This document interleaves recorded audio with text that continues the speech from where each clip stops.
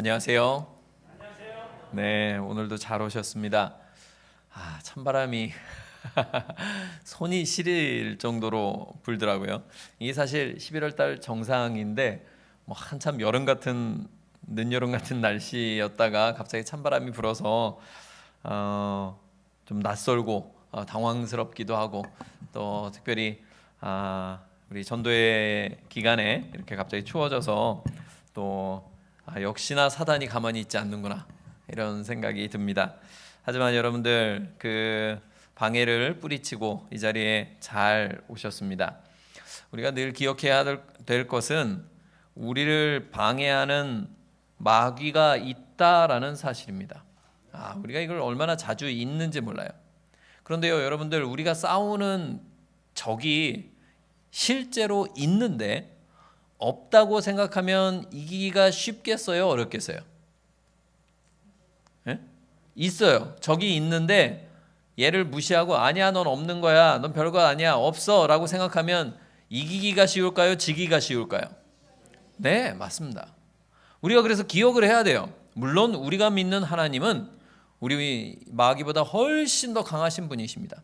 그런데 우리가 마귀가 자꾸 우리 발을 잡아채고 우리에게 자꾸 헛된 이야기들을, 생각들을 우리에게 던져준다는 것을 꼭 상기하고 있어야 됩니다.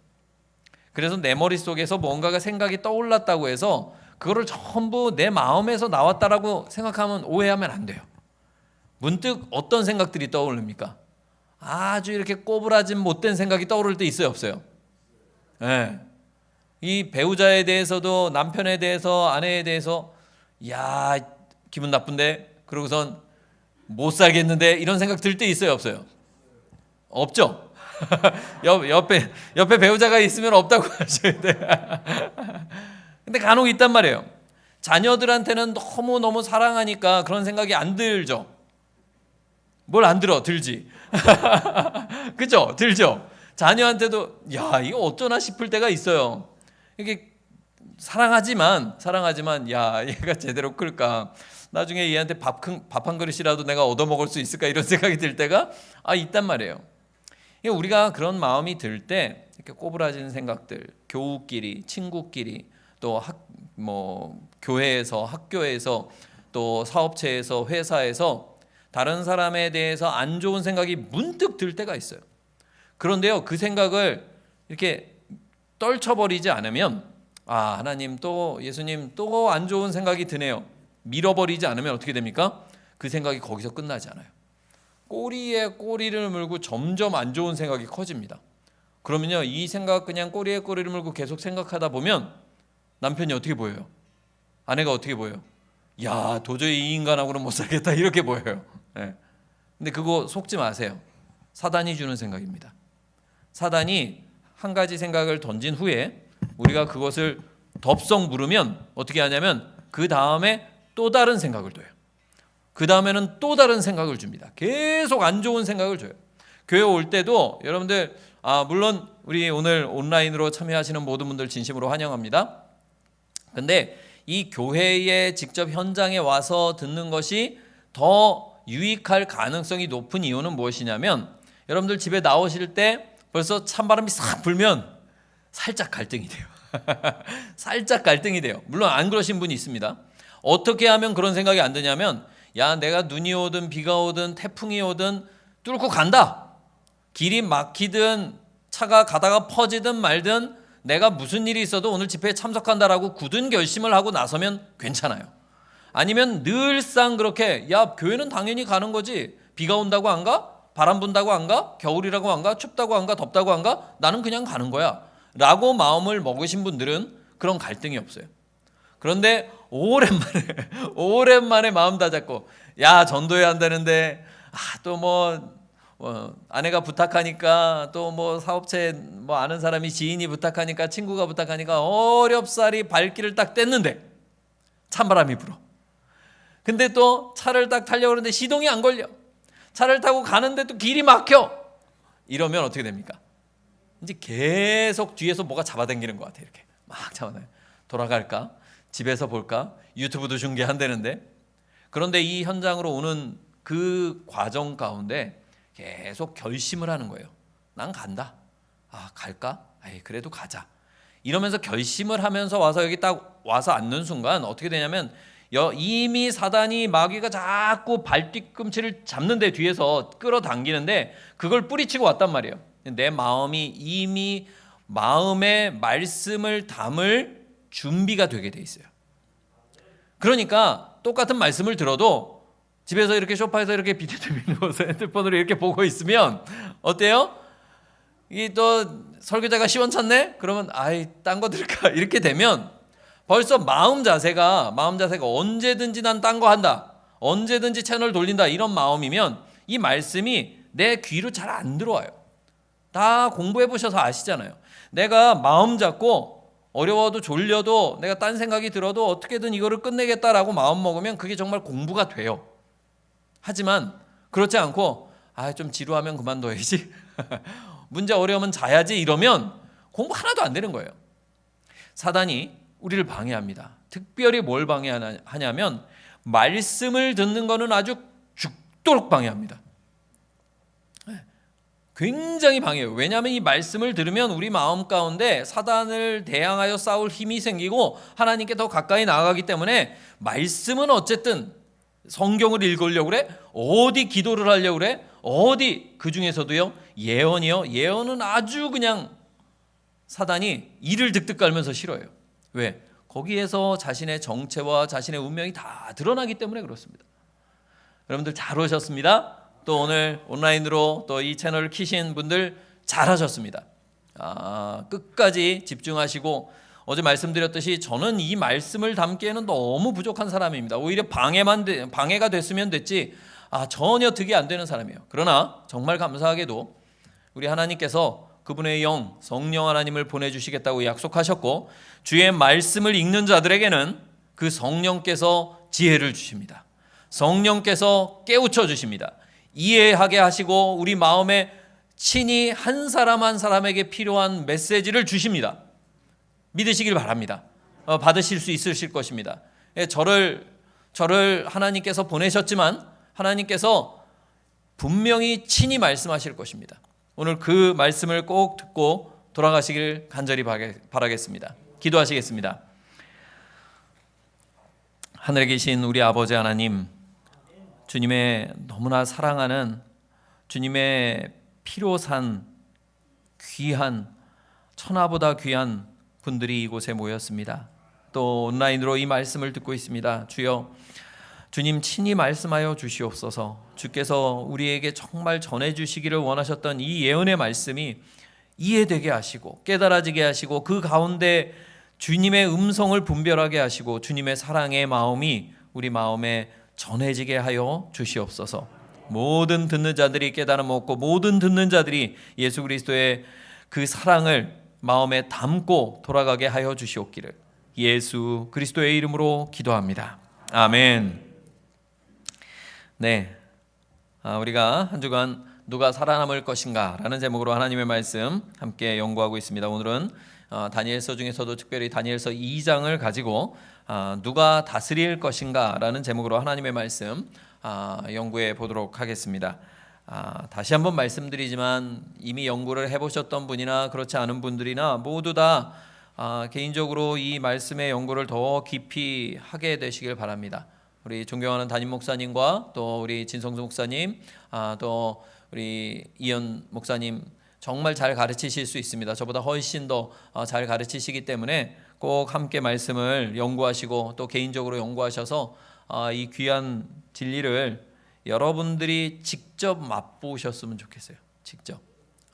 직접 맛보셔서 이 맛을 진짜 보시면 기가 막힌 하나님의 말씀이다 라는 것을 여러분들이 확신하실 수 있으실 것입니다. 자, 여러분들 보통 언제 화가 나시나요? 언제 화가 나세요? 화를 좀 최근에 내보신 적이 있으십니까? 없으시군요. 여기 계신 분들은 다 이렇게 웬만해선 화가 안 난다. 그렇지 않죠? 화날 때 있죠.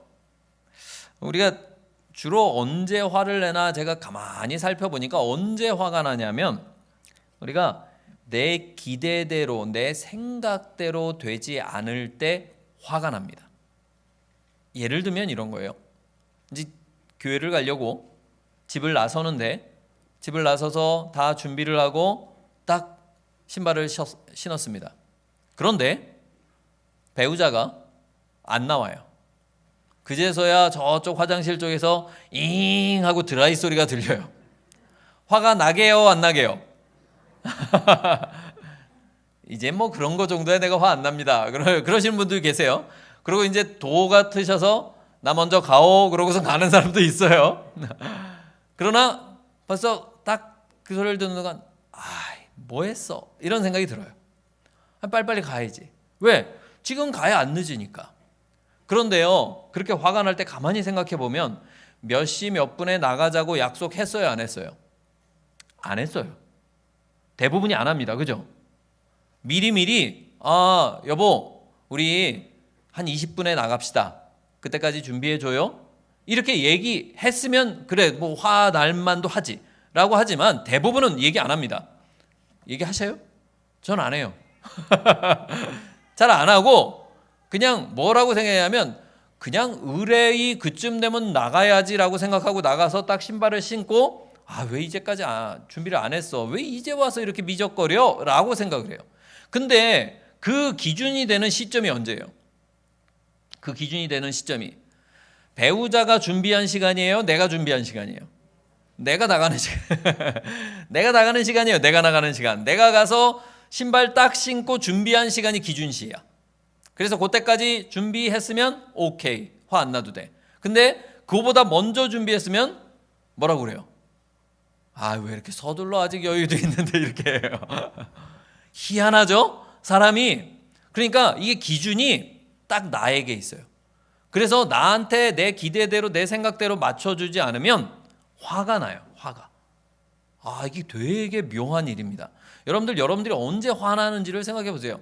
내가 가게에 들어갔는데 저는 좀 그런 게 있습니다. 제가 좀 친절해 보입니까? 안 친절해 보입니까? 그렇죠. 제가 좀 친절한 사람이에요. 제가 이제 무례하지는 않은 것 같아요. 제 생각에. 아닐 수도 있는데 일반적으로 처음 만난 분들한테 이렇게 무례하지는 않습니다. 그래서 근데 제가 또 그렇기 때문에 뭘 기대하냐면 친절하기를 기대해요. 상대방도. 근데 가게에 들어갔는데 점원이 퉁명스럽거나 친절하지 않거나 막 이렇게 대충대충 하는 것 같으면 기분이 좋을까요? 나쁠까요? 나빠요. 화가 나요. 저는 이제 부끄러운 얘기지만 옛날에는 그런 거 갖고 이제 욱하기를 잘했어요. 다혈질이라서 팍 이렇게 터져가지고 막 이렇게 막 언성 높이고 싸우고 이런 정말 부끄럽지만 그런 일들이 종종 있었습니다. 이게 내 기준이에요. 내 기준. 내 생각대로 되지 않으면 화가 나는 것입니다. 자, 손님을 초대했는데 식사를 초대했는데 음식을 다 준비했습니다. 그런데 시간에 안 와요. 제 시간에 안 와요. 화가 나요, 안 나요? 우리 음식 하시는 분들. 화 나요, 안 나요? 화가 납니다. 식사 다 준비했는데 다 준비하고 있는데 그제서야 갑자기 화장실 들어가더니 씻는다고 애들이 그래요. 그러면 애한테 화가 나요, 안 나요? 진작 씻지 뭘 이제 밥 다 차려놨는데 이렇게 되잖아요. 그죠? 근데요 똑같은 상황입니다. 식사 초대를 했어요. 그런데 상대방이 늦어요. 10분이 늦고 20분이 늦는데 전화를 해봤더니 정말 미안해 길이 막혔어 뭐 늦게 출발했어 어쩌고저쩌고 하더니 지금 이제 도착하려면 한 15분 더 가야 돼. 그러면 화가 나야 되잖아요. 그죠? 근데 화가 안 날 때가 있어요. 언제 화가 안 나요? 괜찮아 천천히 와 안전하게 와 이럴 때가 있어요. 언제 그래요? 준비가 덜 됐을 때.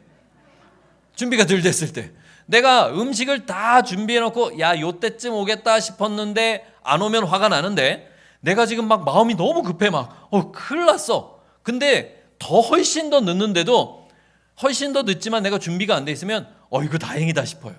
기분이 좋아. 그리고 얼마나 환영이 되는지 괜찮았어 와준 것만 해도 고맙지 막 이렇게 된다니까요.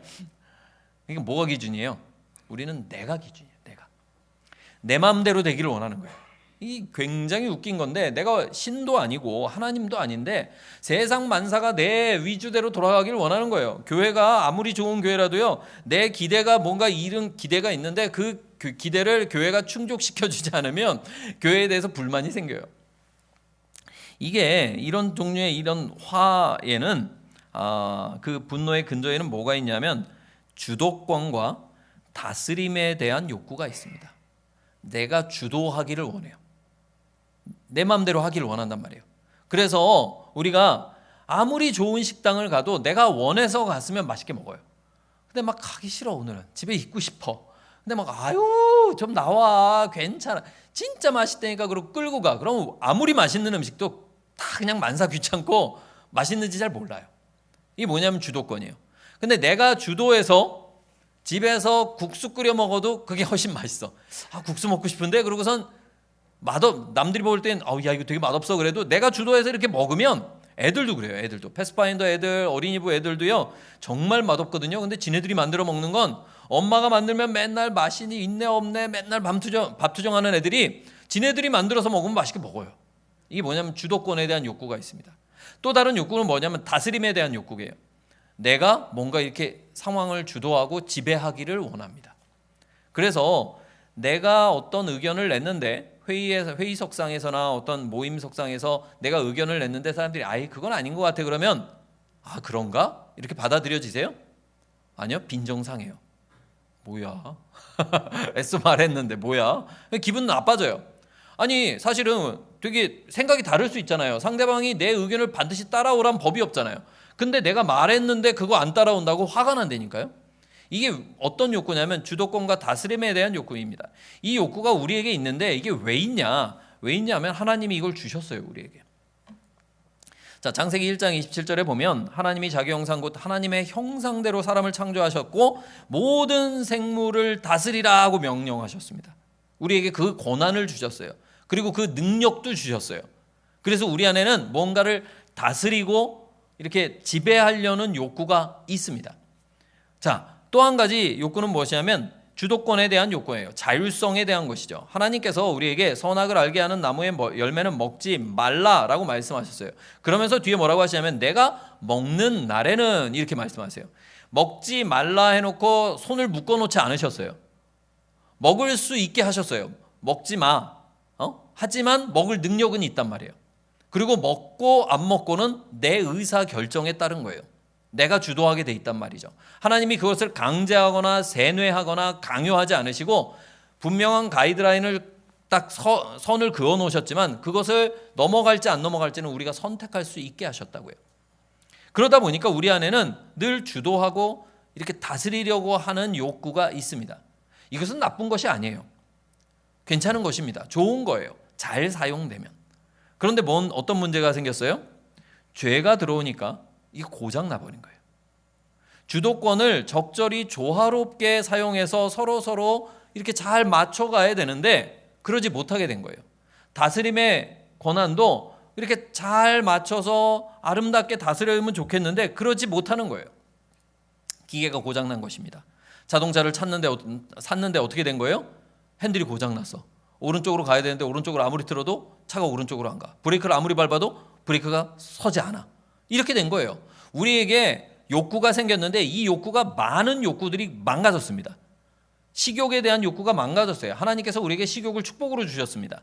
그런데 식욕에 대한 욕구가 망가지니까 어떻게 해요? 폭식하고 단식하고 간식하고 안 좋은 거 막 먹고 이렇게 되는 거예요. 성욕을 하나님께서 부부간에 축복으로 주셨습니다. 근데 이게 망가져 버리니까 아무 데서나 막 아무하고나 사랑을 하려고 그러니까 문제가 생기는 거예요. 그러니까 욕구가 망가졌어요. 이 지배에 대한 욕구도 망가졌습니다. 그래서 지배를 제대로 하지 못하고 어떻게 하냐면 억압을 해요. 포갑적으로 폭력과 재력과 권력과 이런 것들을 이용해서 그냥 억누르는 거예요. 이 다스림이 잘 되는 것을 그게 다스림이 좋은가? 라고 사람들이 생각할 수 있어요. 다스리는 것에 대한 거부감이 있어요? 아니면 다스림을 받고 싶으세요? 다스림을 거부하고 싶으세요? 어떠세요, 여러분들은? 지배 받는 거 좋아요? 안 받는 게 좋아요? 그렇죠? 근데 이게 어떤 마음이냐면 지배자들에 대한 잘못된 모습들을 계속 봤기 때문에 그런 거예요. 이 다스림은 어떤 다스림이냐면 그러니까 세종대왕이 우리나라를 다스린다라고 생각하시면 돼요. 좋을까요, 안 좋을까요? 애민, 백성들을 사랑하는 그런 지도자. 근데 막 똑똑해갖고 막 정말 열일하면서 백성들의 유익을 이렇게 도모하는 지도자. 좋죠. 근데 우리는 다스림하면 딱 뭘 생각하면 연산군이 다스리는 것 같은 그런 걸 생각한단 말이에요. 그러니까 싫어. 그런데요, 이게 잘 다스려지는 나라를 보면요, 잘 지도자들이 다스리는 나라에 살고 싶어요? 아니면 지도자가 없는 나라에서 살고 싶어요? 네? 잘 다스리는 나라에서 살고 싶은 거예요. 그러니까 다스림 자체가 문제가 아니에요. 그건 굉장히 좋은 것입니다. 혹시 강아지 교육하는 그런 프로그램 보신 적 있으세요? 이렇게 사육사 교육 뭐라고 그러나요? 사육사. 예. 이렇게 잘 교육하시는 분들이 나와서 강아지 교육시키는 그런 프로그램들이 있지 않습니까? 거기 보면 다스림을 받지 못한 개들이 나와요. 그 개들이 보통 행복하게요, 안 행복하게요? 그 개는요, 주인도 못 말려. 지 멋대로야. 지가 그 집안을 다스려요. 아빠도 엄마도 애도 다 물어뜯고, 일어나서 여기 소파에서 일어나서 여기 가려고만 해도 으르렁거리면 주인이 앉아야 돼. 자, 자기가 다스리고 있어요. 개가 행복할까요? 아니요, 그 개 행복하지 않아요. 그 개는 항상 화가 나 있어요. 이렇게 화가 나갖고 문 밖으로 누가 지나가기만 해도 막 화를 해요. 근데 이게 가정에서도 똑같습니다. 가정에서도요, 엄마 아빠의 사랑의 다스림을 받는 아이들은요, 훨씬 더 안정되고 훨씬 더 행복하게 자랍니다. 그냥 즐거운 일이 많아요. 별거 아닌 것에도 행복해요. 근데 엄마 아빠가 완전히 방임해 놓은 다스림을 받지 못한 아이들은 어떨까요? 그런 아이들 행복할 것 같죠? 내 몸대로 해요. 학교도 안 가고 게임도 마음대로 하고 뭐 집에 들어와서 잤다 밖에서 잤다 먹고 싶은 거 자기 마음대로 먹고 이렇게 해요. 그러면 행복할 것 같잖아요. 그렇지 않아요. 걔네들은 어때요? 항상 분노에 차 있어요. 항상 불만이 가득해요. 눈빛을 보면요, 행복하지 않아요. 항상 승질나 있어요. 아이 뭐 이렇게. 이게 다스림을 제대로 받으면 우리가 훨씬 더 행복해져요. 이 다스림이 운영되지 않는, 다스려지지 않는 나라를 보면 거기는 정말 생지옥이 됩니다. 폭도들이 들끓고요, 사람들이 지멋대로 행하고요, 막 경제가 다 무너지고요, 도덕 윤리 없고요, 그런 나라가 돼요. 그러니까 잘 안 다스려지는 것이 문제지, 잘못 다스리는 것이 문제지, 다스림 자체는 좋은 거란 말이에요. 그런데 사람들이 이거를 잘 몰라요. 고장난 욕구를 막 씁니다. 그래서 이걸 다스리기 위해서 어떻게 하냐면 무력으로, 힘으로 찍어 눌러요. 그리고 재력으로 찍어 눌러요. 어디서 그래요? 회사에서 그러죠? 옛날에 독재자들이 힘으로 찍어 누르죠? 이게 어디서도 그래요? 가정에서도. 때로는 남편이 아내를, 때로는 아내가 남편을, 또 부모가 자녀를 찍어 눌러요. 막 이렇게 찍어 눌러갖고 막, 이거 뭐라고 그러냐면 전문 용어로 갑질이라고 그래요. 그냥 내 맘대로 안 되면, 아까 뭐라고 그랬어요? 내 맘대로 안 되면 화가 나. 그러니까 내 맘대로 안 되면 화를 내면서 찍어 누르는 거예요. 제가 이걸 어떻게 하냐면 제가 그런 실수를 많이 했어요. 집에서 그랬단 말이에요. 자녀들에게 그랬어요. 이제 그런 우리가 이 화가 나는 것도요, 누구한테 화내냐면 그래도 되는 사람한테 화를 내요. 보통 누구한테 화내냐? 나를 사랑하는 사람한테 화를 내요. 왜? 그 사람은 참아주니까. 착한 사람한테 화내요. 승질 싸나운 사람한테 화 안 내요. 그죠? 왜? 건드렸다간 그 사람이 막 길길이 날뛰면 내가 감당이 안 되거든. 그러니까 어떻게 하냐면 내가 소리 질러도 참는 사람한테 화를 내. 그게 누구예요? 배우자가 되거나 또는 부모님이 되거나 또는 내 자녀가 되는 거예요. 그러니까 아니면은 뭐 어디 미용실에 가서 그 직원들한테 그런다든지, 식당에 가서 직원들한테 그런다든지, 사장이 자기 부하 직원들한테 그런다든지. 내가 막 해도 반응이 없으면 함부로 해도 되는 줄 알아요. 나한테 무서운 사람들, 싸나운 사람들, 나보다 더 힘이 있는 사람들한테는 어떻게 해요? 그렇게 화내지 않아요. 분노 조절이 잘 돼요. 근데 내가 함부로 해도 대항을 못하면 분노 조절 장애가 돼요. 여러분들, 이 죄로 고장난 욕구들이 우리에게 있다는 것을 인식하셔야 됩니다. 이것을 내가 고장나지 않았어, 상대방이 잘못됐어, 네가 잘못했으니까 내가 화내는 거야, 이 관념을 계속 갖고 있는 이상 이 고칠 수가 없어요.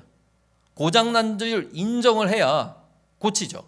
병이 났다라고 인정을 해야 의사가 주는 약을 먹죠. 근데 나는 고장나지 않았어, 주변이 다 문제야, 우리 가족이 문제야, 회사가 문제야, 교회가 문제야, 교인들이 문제야, 이웃이 문제야, 친구가 문제야 이러면 못 고치는 거예요. 우리가 기억해야 됩니다. 다 고장났어요. 저를 포함해서 우리 다 고장났습니다. 다 죄인으로 태어나서 다 고장났어요. 다 경험하시잖아요. 관계 가운데서 이 내 고장난 이 욕구 때문에 막 길길이 화내다가 집에 돌아와서 아니면 뒤에 혼자 있을 때 그렇게 말할 건 아니었는데, 근데 또 말하고 나니까 주워 담을 수는 없고, 그럴 때가 얼마나 많습니까? 많은 사람들이 이걸 잘 못합니다. 그런데 이게 정말 잘 안 되는 사람들이 있는데, 그 사람들은 누구냐면 권력의 정점에 선 사람들이에요. 이런 사람들은 아무도 누가 뭐라고 하지 않는 거예요. 그러니까 막 찍어 누르는 거예요. 자기 멋대로 행하는 것입니다. 어제 보았듯이 알렉산더가 자기 마음대로 행했다 이렇게 돼 있잖아요. 성경 예언에. 왜 마음대로 행했냐면 누구도 제재를 안 낸 거예요. 아무도 못 말리는 사람이 된 것입니다. 여러분들, 쟤는 아무도 못 말려, 이거 좋은 거 아니에요. 말릴 수 있어야죠. 말려줘야 됩니다. 브레이크가 들지 않는 것은 그 인생은 파멸로 갈 수밖에 없어요. 브레이크 고장난 자동차가 어디로 가겠습니까? 폐차장으로밖에 안 가요. 자, 성경에 느부갓네살 왕이라는 사람이 나옵니다. 영어로는 네부카드, 역사책에는 네부카드네자르라고 나옵니다. 이 기원전 600년경에 그 왕인데 바벨론의 왕이었어요. 바벨론.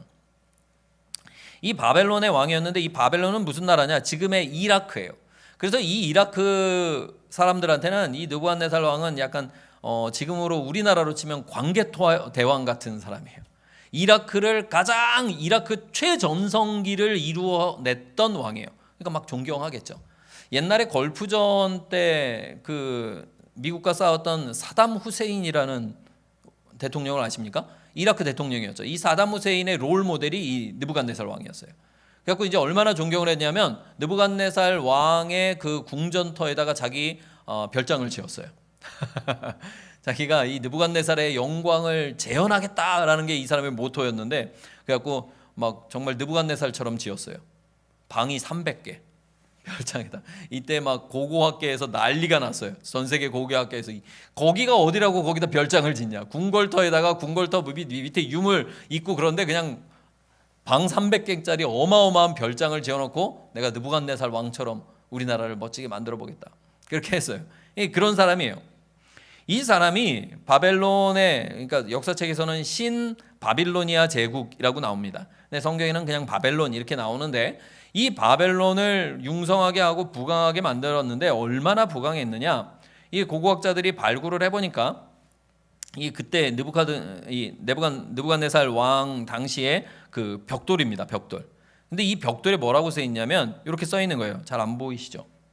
여기 보시면 제가 읽어드릴게요. 바빌론의 왕 에사길라 사원과 에지다 사원의 수호자, 그러니까 그 사원을 만들고 그런 사람입니다. 바벨론의 왕 나보폴라사르 왕의 장남 네부카드네자르, 이렇게 써 있어요.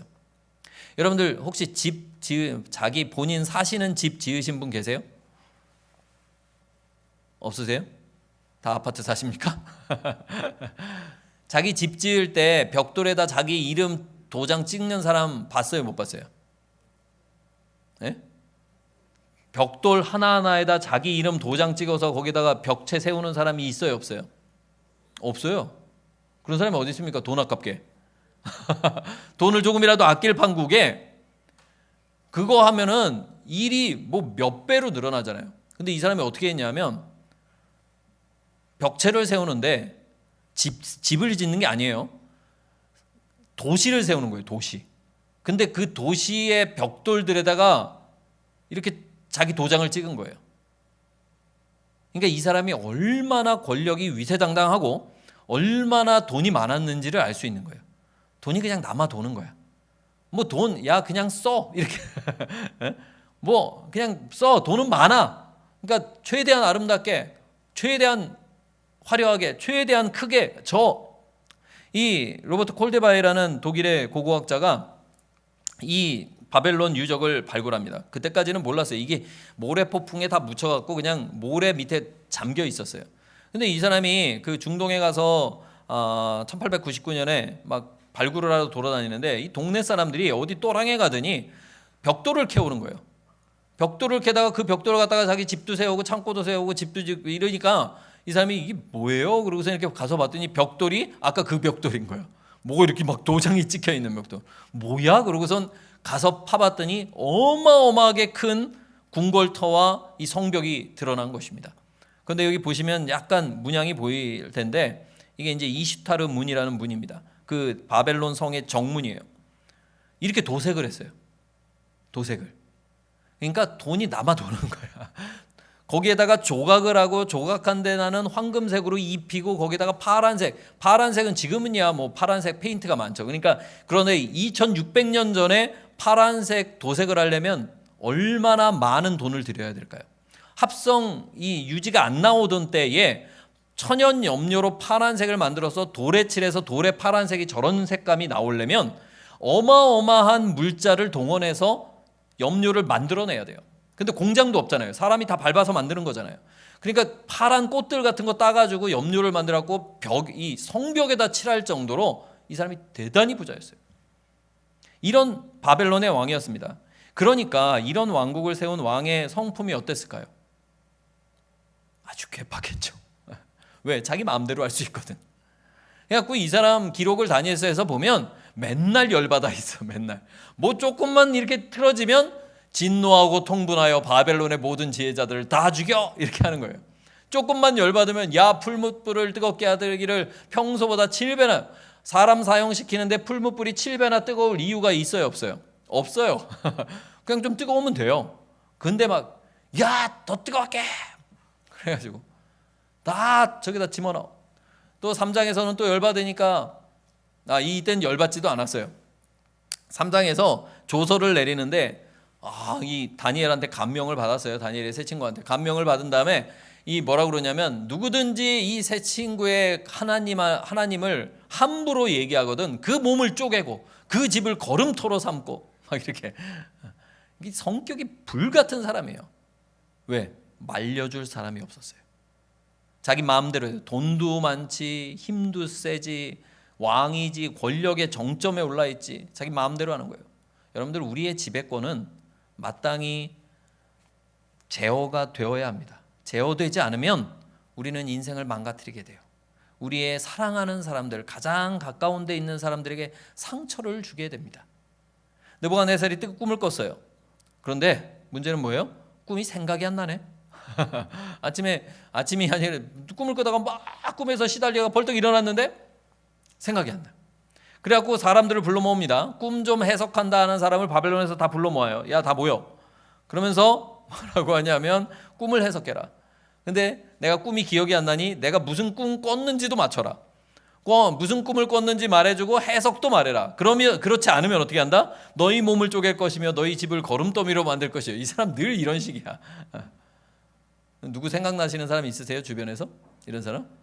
밥상만 차리면 막 이렇게 하는 사람이라든지 뭐 수만 틀리면 막 길길이 뛰고 막 이런 우리 주변에 꼭 있죠 이런 사람들. 근데 이 사람은 이게 말만이 아니라 진짜로 이렇게 할 수 있는 권력을 주인 사람이었어요. 막 난리를 치는 것입니다. 근데 누가 자기 꿈을 말해줘야지 해석을 하지. 근데 못 하겠다 그러니까 다 죽여. 그렇게 했어요. 다 죽여. 몽땅 다 죽여. 꿈 좀 해석한다고 하는 사람들 이 점쟁이든지 술사든지 뭐 박사든지 다 갖다 죽여 그랬어요. 문제는 다니엘이 그 부류의 사람들 가운데 한 사람이었어요. 다니엘이 그 이야기를 듣고 왕에게 부탁을 합니다. 왕이시여 저한테 좀 말미를 주십시오. 그럼 제가 꿈도 보여드리고 해석도 해드리겠습니다. 그리고 하나님께 기도해서 그 꿈을 봤습니다. 그리고 하나님께서 그 꿈의 뜻도 다니엘에게 알려주셨어요. 다니엘이 그 왕의 앞에 갑니다. 그리고 장래일을 왕에게 설명을 하는 거예요. 왕께서 이 침대에서 장래일을 생각하다가 야 우리나라가 어떻게 될까 이렇게 생각하다가 잠이 드셨습니다. 그때에 은밀한 것을 나타내시는 분 하나님께서 왕에게 장래일을 알게 하여 주신 것입니다. 그 꿈을 제가 말씀드리겠습니다. 그 꿈이 뭐냐면 왕께서 큰 신상을 보셨습니다. 거대한 신상을 보셨는데 그 광채가 아주 찬란하고 막 모양이 아주 무시무시한 그런 신상을 보셨습니다. 느부갓네살 왕이 그걸 딱 듣는 순간 맞아! 내가 본 게 그거야! 라고 생각이 났어요. 자, 제가 좀 더 자세히 설명드릴게요. 근데 그 신상의 머리가 순금으로 되어 있었습니다. 가슴과 팔은 은으로 되어 있었고, 배와 넓적다리, 허벅지는 노스로 되어 있었고, 종아리는 쇠로 되어 있었고, 발은 쇠가 얼마 이렇게 있고 얼마는 또 진흙으로 섞여 있었습니다. 그런데 그 신상이 서 있을 때에 한 사람이 이렇게 채석장에서 뜬 것 같은 돌이 아니라 그냥 이렇게 울퉁불퉁한 돌이 하나 날라와서 그 신상에 발을 냅다 치니까 신상이 다 무너져서 흔적도 없이 사라졌고, 그 날라온 돌이 점점 커져서 태산을 이루었습니다. 맞습니까? 느부갓네살이 맞아, 내가 본 게 바로 그거야. 하나님께서 왜 이런 방식으로 하셨는가? 간단합니다. 왜냐하면 이 느부갓네살도 알고 있었어요. 느부갓네살 왕이 그 부하들한테 말하면서 그 꿈을 나에게 알게 해줘. 그러면 네가 그 해석이 정확하게 하는 줄을 내가 알 수 있으니까 라고 말을 했어요. 야, 내가 꿈을 말해주고 니네가 해석을 하면 그 꿈이 맞는지 안 맞는지 내가 어떻게 알겠냐? 근데 내가 꿈 꾼 거 네가 말해줘. 그러면 네가 해석도 할 능력이 있다는 걸 내가 납득할 테니까 라고 말한 거예요. 하나님께서 만약에 꿈을 기억나게 하셨더라면 거기에 나온 박사들이 줄줄이 뭐라고 했을까요? 다 자기 나름대로 해석을 했을 거예요. 다니엘도 나중에 뭐 해석을 했을 수 있겠죠. 그런데 왕이 어떻게 알았을까요? 그냥 그 중에서 제일 마음에 드는 거 고르지 않겠어요? 야, 네 해석이 제일 마음에 든다. 이렇게 하지 않았겠어요? 그러면 전달이 안 된단 말이에요. 하나님께서 어떻게 하시냐면 꿈을 지워버리셨어요. 보여주고 지우셨어요. 그리고 다니엘을 통해서 이 꿈이 분명히 내가 느부갓네살에게 너에게 지금 내가 이 메시지를 전하는 거야 라는 것을 알게 하셨습니다. 자, 그 그림을 그려보면 대충 이렇습니다. 큰 신상이 있는데 머리는 순금으로 되어 있고, 가슴과 두 팔은 은으로 되어 있고, 배와 넓적다리는 놋, 구리로 되어 있고, 종아리는 쇠, 철로 되어 있고, 발은 얼마는 쇠요, 얼마는 진흙 섞여 있었습니다. 그리고 손대지 아니한 돌이 날라왔습니다. 다니엘이 그것을 설명합니다. 그 꿈이 이러한즉 내가 그 해석을 왕 앞에 아뢰리이다. 왕이여, 왕은 여러 왕들 중에 왕이시라. 하늘의 하나님이 나라와 권세와 능력과 영광을 왕에게 주셨고, 사람들과 들짐승과 공중의 새들 어느 곳을 막론하고 왕의 손에 다 넘겨서 다스리게 하셨으니 왕께서 그 금머리입니다 라고 해석을 했어요. 이 바벨론이란 나라는 굉장히 부유한 나라였어요. 근데 어제 보았던 페르시아나 알렉산더의 헬라 제국은 영토가 넓었어요. 굉장히 큰 영토를 가지고 있었어요. 근데 바벨론은 그만큼 영토가 넓지는 않았어요. 그런데 어땠냐면 굉장히 부자였어요. 아까 말씀드렸잖아요. 성벽을 세워도 이 느부갓네살이 거기에 집중을 했어요. 굉장히 화려하고 굉장한 부를 소유한 나라였습니다. 그래서 헤로도토스라는 이 바벨론 시대로부터 좀 후대의 그리스 역사가는 이렇게 기록하였습니다. 바빌론의 성역에는 그보다 높이가 낮은 또 하나의 신전이 있는데 그 안에는 제우스의 커다란 황금 좌상이 있고 앉아있는 우상, 이렇게 신상이죠. 그 옆에는 커다란 황금 탁자가 있다. 대좌도 옥좌도 황금으로 만들어진 것이다. 칼다이오족의 말에 따르면 이것들을 만드는 데는 금이 27톤이 들어갔고, 신전 밖에도 황금 제단이 있는데 높이가 5.4m짜리 순금으로 만든 남자의 상이 하나 있었다. 이렇게 돼 있어요. 그러니까 그냥 금이 정말 돌처럼 굴러다니는 정말 금의 나라였어요. 이 나라는 정말 부유한 나라였고 성경에도 금잔이다라고 부를 만큼 부유했습니다. 이 성벽 문을 이렇게 화려하게 만들 정도로 이것을 독일에서 다 뜯어갔어요. 그래갖고 독일의 박물관에다 갖다 넣어놨는데 그대로 갖다 넣어놓기에는 크기가 너무 커서 전시관에 다 들어가질 않으니까 축소해서 놨는데도 저렇게 컸어요. 굉장한 나라였습니다. 그러나 이 세상에 영원한 나라는 없습니다. 이 세상에 영원한 통치는 없어요. 느부갓네살 왕도 영원히 살지 못했습니다. 이 세상에 어떤 독재자도 어떤 권력자도 영원하지 않았습니다. 결국 그 나라가 무너집니다.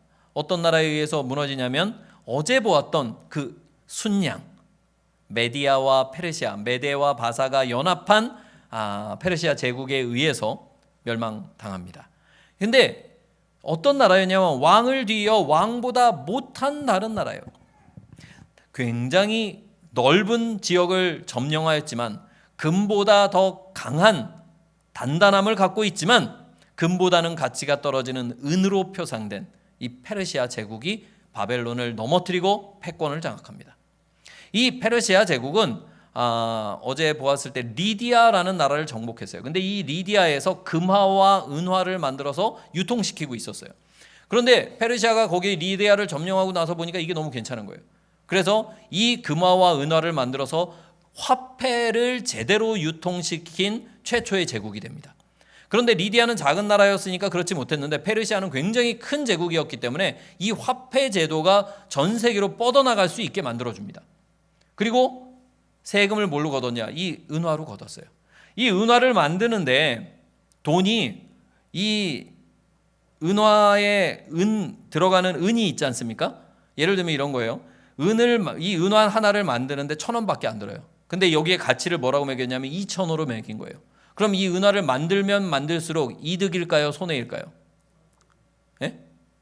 1,000원 들여서 2,000원짜리 가치가 있는 동전을 만들면 손해예요? 이득이에요? 이득이죠. 그러니까 페르시아가 부강해졌어요. 이걸 만들어 갖고 유통을 시키면서 돈은 2,000원 받고 1,000원짜리 은화를 나눠주는 거예요. 근데 거기에는 2,000원이라고 써 있으니까 이 나라가 점점점 야 이거 괜찮은데? 화폐를 계속 만들어내서 전 세계에 화폐를 퍼뜨린 그런 제국이 되었습니다. 그러나 이 나라도 역시 영원하지 못했어요. 어제 무슨 나라가 날아왔습니까? 염소로 상징된 알렉산더의 헬라 제국이 와서 이 나라를 넘어뜨려 봤어요. 이 넘어뜨린 나라는 구리로 상징되었습니다. 이 알렉산더의 제국은 재련에 아주 탁월한, 구리를 재련을 아주 잘하는 나라였어요. 그래서 어떻게 했냐면 역사책에 보면 투구를 쓴 헬라인들 이렇게 표현이 되어 있어요. 정말 온 전신의 무기를 놋으로 뒤집어 썼어요.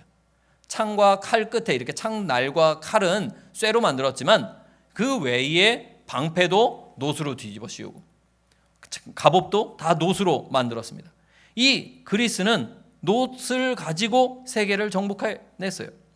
그러나 역시 마찬가지로 이 나라는 영원했습니까? 그렇지 않았어요. 알렉산더가 갑작스레 죽고 나라는 넷으로 찢어졌습니다. 그리고 나서 다른 나라가 이 패권을 장악하게 되었는데 그것이 로마였어요. 정말 역사책에서 철의 제국이라고 불린, 그리고 실제로 이 로마는 어느 한 엘바섬이라는 섬을 점령했는데 거기가 그 철 재련을 잘하는 민족들이 살 뿐만 아니라 철 광산이 큰 광산이 있었어요. 근데 거기서 나오는 그 철 광석이 품질이 좋은 거예요. 그러니까 옛날에 이제 재련 기술이 뭐 지금처럼 포항제철을 있는 게 아니니까요. 재련 기술이 부족할 때 광석이 아주 철 함량이 높은 광석이 나오면 그 칼을 가지고 싸우면 어떻게 될까요? 훨씬 더 전투력이 좋아지는 거예요. 내가 칼을 휘둘렀는데 상대방 칼이 부러진단 말이에요. 여기서 배워낸 게 뭐냐면 로마, 이게 글라디우스라는 칼인데 로마 병사들이 쓰던 칼인데 이 로마 군대가 여기 재련을 하면서 뭘 도입하냐면 접쇠 공법을 도입합니다. 이게 뭐냐면 이렇게 접는 거예요. 쇠를 이렇게 자꾸 접는 거예요. 접고 때리고 펴셔서 다시 접고, 그러면 이게 강도가 훨씬 높아집니다. 이 칼을 가지고 세계를 점령하였어요. 이 로마가 굉장히 오래 갔습니다. 그러나 이 로마도 영원하지 못했죠. 다리가 두 개인 것처럼 아까 팔이 두 개인데 메디아와 페르시아가 연합한 것을 나타냈던 것처럼 이 다리가 두 개가 된 게 동로마와 서로마의 분열을 보여주는 것 같습니다. 이 로마는 결국 동로마와 서로마로 분열됐을 뿐 아니라 다른 제국에 의해서 멸망당한 것이 아니고 게르만 민족에 의해서 분열이 되어버립니다. 그리고 로마의 분열된 그 흔적이 지금 이 지도에 나온 것처럼 유럽 각국 나라가 된 것입니다. 그리고 그 각 나라들은 여러 대단한 권력자들이 나와서 통합시키려고 했지만 결국 통합시키지 못했어요. 왜냐하면 해석이 이렇게 나와 있어요. 그들이 다른 민족과 서로 섞일 것이나, 실제로 섞였어요. 유럽의 각국들은 중세 역사를 보면 서로 결혼 관계로 완전히 얽혀 있었습니다. 심지어 다른 나라의 왕이 이쪽 나라에 이렇게 겸직을 하기도 했어요. 그런데 합해지지 않았습니다. 그들이 피차에 합하지 못하였습니다. 제가 고등학교 때 EU가 등장하고 EU가 점점 화폐를 공유하면서 점점 결속력을 다지는 것처럼 보였습니다. 그래서 굉장히 궁금했어요. 저는 고등학교 때 EU가 딱 발족을 하고 야 얘네들 진짜 합치겠는데 싶었어요. 결국 어떻게 되었습니까? 뿔뿔이 분열이 되었고 영국은 그 유럽 연합으로부터 탈퇴를 해버렸어요. 합쳐지지 않는 거예요. 왜? 이게 하나님께서 미리 보시고 합쳐지지 않는 것을 미리 보시고 아시고 보여주셨어요. 하나님이 말씀하신 대로 되는 것입니다. 여기서 벗어나질 못해요. 이것을 본 때가 기원전 600년경이었어요. 지금으로부터 몇 년 전? 2600년 전. 우리나라가 이 기원전 600년경에 뭐 있었냐면 고조선이 있었어요. 고조선. 고조선이 뭐 아니란 사람도 있는데 뭐 더 역사가 더 오래됐다는 사람도 있지만 어쨌든 고조선 시대였어요. 이러나 저러나 고조선 시대인데 고조선 시대에 기록된 책에 나온 예언대로 역사가 그냥 그대로 가는 거예요. 벗어나질 못하는 거예요. 왜? 하나님께서 보여주신 역사이기 때문에 그렇습니다. 하나님께서 말씀하신 대로 가는 거예요. 벗어나질 못해요. 여러분들 우리가 우리의 삶의 토대를 삶의 방향을 이 분명한 진리 분명한 이 역사의 흐름 위에다 놔야 돼요. 내가 구리시로 가려고 하는데 서울역으로 가려고 하는데 부산으로 가는 버스 타고선 왜 자꾸 이상한 데로 가지 하면 안 되는 거예요. 이 역사는 분명한 방향성을 가지고 하나님이 말씀하신 그대로 가고 있는데 나는 자꾸 이 땅에서 전부를 걸고 이 땅에서 영원히 살 것처럼 그렇게 살면 그 인생이 어디로 가겠어요? 곁길로 갈 수밖에 없는 거예요. 성공적으로 갈 수가 없는 것입니다. 그러나 하나님께서 왜 이것을 이 느부갓네살 왕에게 보여주셨을까요? 왜 이 제국의 역사들을 분명하게 보여주셨을까요? 어차피 사실 이 로마가 분열되고 로마가 다시 안 합쳐진다 이런 거 느부갓네살 왕이 알 필요가 있어요? 없어요? 필요가 있을까요? 없을까요? 없어요. 어차피 그 사람은 2600년 전에 죽었잖아요. 뭐 여기까지 갈 것도 없어요. 그의 사후에 뭐 그리스가 뭐 메데 페르시아가 올 것인지 그리스가 올 것인지 로마가 올 것인지 이런 거 그에게는 아무 상관이 없단 말이에요. 근데 하나님께서 왜 이것을 보여주셨는가? 왜 보여주셨는가? 이것 때문이었습니다. 이 여러 왕들의 시대에 하늘의 하나님이 한 나라를 세우시리니 이것은 영원히 망하지도 아니할 것이요 그 국권이 다른 백성에게로 돌아가지도 아니할 것이요 도리어 이 모든 나라를 쳐서 멸망시키고 영원히 설 것이라. 이 느부갓네살 왕은요 자신의 나라가 영원하기를 원했어요. 정말 영원히 가기를 원했습니다. 그래서 정말 어마어마한 2600년이 지난 후에도 남을 만한 성벽을 쌓고 절대로 함락되지 않도록 그 성벽의 두께가 12m짜리 뭐 20m짜리를 몇 중으로 놔두고 그렇게 만들었단 말이에요. 도저히 없어지지 않을 것 같은 나라를 만들었어요. 그러나요 어떤 것도 하나님의 나라 외에는 영원한 것이 없습니다. 영원한 것이 없어요. 이 제국의 역사를 보여주신 하나님의 목적은 느부갓네살 왕의 삶의 변화였습니다. 이것을 우리가 분명히 기억해야 돼요. 하나님의 관심은 이 제국이 이렇게 넘어가는데 그거 관심이 아니에요. 하나님은 왜 이걸 다니엘에만 보여주셨어도 다니엘이 여기다 적었을까요? 안 적었을까요? 다니엘이 적었어요. 실제로 7장, 11장, 8장, 9장 거기에는 다니엘만 봤어요. 그리고 다니엘이 성경 남겼어요. 그렇다면 다니엘에게 보여주셔도 되잖아요. 근데 왜 굳이 느부갓네살에게 보여주셨냐고요. 하나님은 느부갓네살을 사랑하셨어요. 이렇게 성질이 아주 괴팍하고 못돼 처먹은 그런 왕이었지만 하나님은 그도 사랑하셨고 그가 그의 삶을 영원한 가치에 두기를 바라셨습니다. 여러분들 우리가 지금 이 예언을 공부하는 이유도 동일합니다. 이 세상 역사가 어디로 가는가? 미국이 어떻게 할 것인가? 러시아가 어떻게 할 것인가? 물론 중요하죠. 중요할 수 있어요. 우리 삶에 영향을 줄 수 있습니다. 그러나 더 중요한 것은 이 역사를 공부해서 우리가 알아야 할 것은 정말 영원한 것이 무엇인가? 내 삶은 정말 영원한 가치 토대 위에 놓여 있는가? 과연 내 삶은 누가 다스리고 있는가? 라는 거예요. 느부갓네살 왕은 자신이 지배권이 있다라고 생각했어요. 내가 이렇게 권력이 있으니까, 내가 왕이니까 그 고대 근동 지방에서, 그 중동 지방에서 누구도 느부갓네살 왕에게 이래라 저래라 하는 사람이 없었어요. 누구도 그의 신경을 건드리고 살아남을 수가 없었어요. 자기 마음대로 할 수 있었고, 자기 뜻대로 다 할 수 있었고, 자기가 주도하고 있었고, 자기가 다스리고 있었어요. 그래서 자기가 인생의 주인이고, 나라의 주인이고, 역사의 주인이고, 나는 성공했다 라고 생각을 했어요.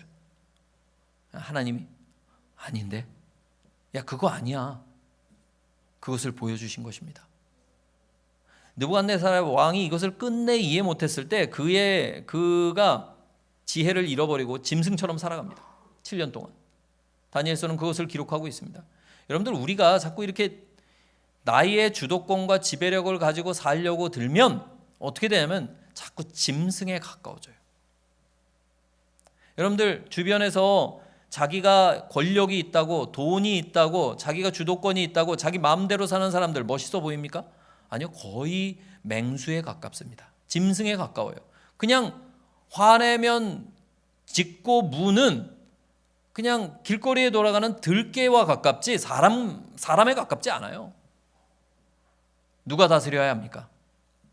여러분들, 삶의 주도권과 지배권을 하나님께 넘기시게 되길 바랍니다. 왜냐하면 우리는 그것을 사용할 능력이 없어요. 지혜가 부족해요. 우리가 아이들을 키우면서 이래라 저래라 합니다. 이걸 해라 저걸 해라, 너 뭐 대학은 어딜 가라 이야기합니다. 근데 우리가 5년 뒤를 압니까? 10년 뒤를 압니까? 몰라요. 10년 뒤에 어떤 일이 필요할지, 어떤 일이 생길지 우리는 아무도 몰라요. 그러면서 우리는 모든 것을 아는 듯이 감나라 배나라 이렇게 해야 된다 저렇게 해야 된다. 우리의 주도권과 지배권을 하나님께 넘기시게 되길 바랍니다. 우리는 이미 그 기능이 망가져서 운전이 제대로 되지 않는 망가진 자동차와 같습니다. 그런데 우리 주님께 맡기면 주님께서 고치실 것입니다. 주님께서 인도하실 것입니다. 주님께서 이끄실 것입니다. 저희 막내 아이가 어렸을 때에 이제 조금 자라게 되었어요. 뒤뚱뒤뚱 걷기 시작하였습니다. 이 아이가 정말 궁금한 게 있었는데 그 싱크대 위의 세상이 궁금했어요. 왜냐하면 키가 요만하니까, 키가 작으니까 싱크대 위가 안 보이는 거예요. 근데 엄마가 자꾸 거기서 뭘 해. 뭘 뚝딱뚝딱뚝딱뚝딱 하고 막 이렇게 하니까 얘가 그 위가 너무 궁금한 거예요. 그런데 엄마가 뭘 들고 있어요? 이렇게 보니까 칼을 들고 있어. 늘 이 아이가 이제 칼을 달라고 합니다. 칼을 달라고 그러는데 제가 줬을까요? 안 줬을까요? 주시겠어요? 안 주시겠어요? 안 주면 얘가 화가 날까요? 안 날까요? 화가 나죠. 때를 부립니다. 어느 날이었어요. 제가 교회에서 이제 성경 공부를 성도님들하고 하고 있었는데 그 뒤에 그 교회 그 본당이 이제 작은 교회였으니까 본당 뒤에 이렇게 약간 그 탕비실 같은 작은 싱크대가 딸린 그 공간이 하나 있었습니다. 거기에 이제 교회에서 사용할 뭐 그릇들이 들어있고 칼도 들어있었죠. 공부를 하고 있는데 갑자기 같이 공부하고 있던 집사님이 갑자기 화들짝 놀라서 어머머머머 그러면서 벌떡 일어나는 거예요. 왜 그러지? 그러고 뒤를 딱 돌아보니까 얘가 너무 행복한 표정으로 막 만면에 막 이러면서 양쪽에 칼을 하나씩 들고 식칼을 하나씩 들고 이러면서 돌아요. 근데 뭐였다고요? 그때가 한 3살 때가 뭐 그래요. 우리나라 나이로. 걸음이 제대로 안 돼요. 이게 거의 그냥 이렇게 오랑우탄에 가깝게 이렇게 좌우로 흔들면서 걸을 때란 말이에요. 이렇게. 어떻게 했을까요? 냉큼 가서 그걸 뺏었어요. 애가 그걸 뺏기고 난 다음에 아버지 감사합니다. 위험한 일이 있었는데 저를 위험에서 구해주셔서 감사합니다. 이랬을까요? 으아! 그러더니 그 바닥에 뒤집어져 갖고 한참을 막 너무 억울하게 너무 서럽게 나의 최고의 즐거움을 빼앗아 가다니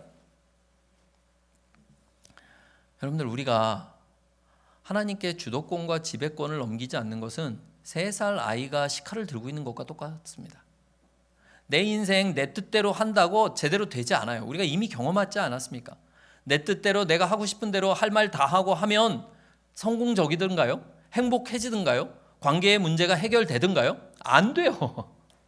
왜? 우리는 주도권을 갖기를 원하지만, 지배권을 갖기 원하지만 능력이 안 돼요. 왜? 고장났으니까.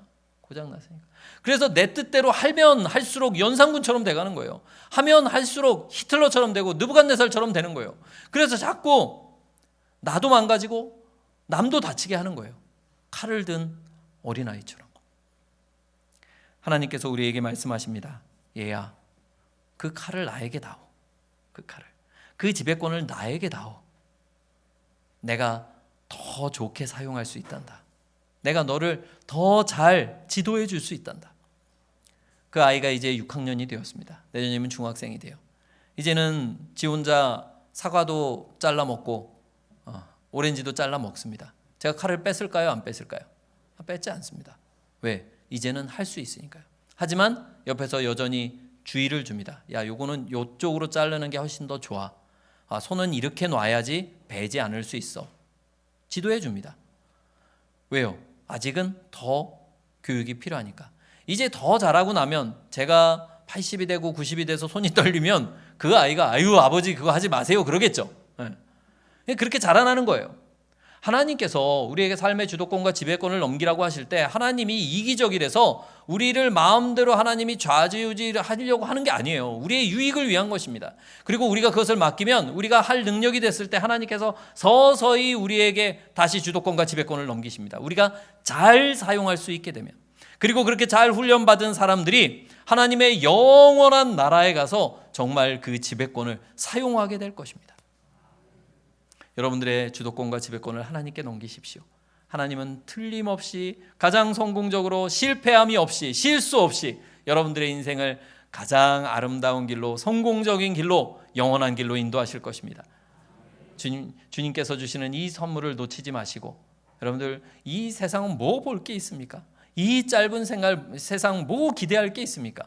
이제 곧 끝날 세상, 이제 곧 끝날 인생, 여기에 애착과 집착을 두지 마시고 하나님께 여러분들의 주도권과 지배권과 인생과 삶을 다 바치시게 되길 간절히 바라면서 말씀을 마치겠습니다. 기도하시겠습니다.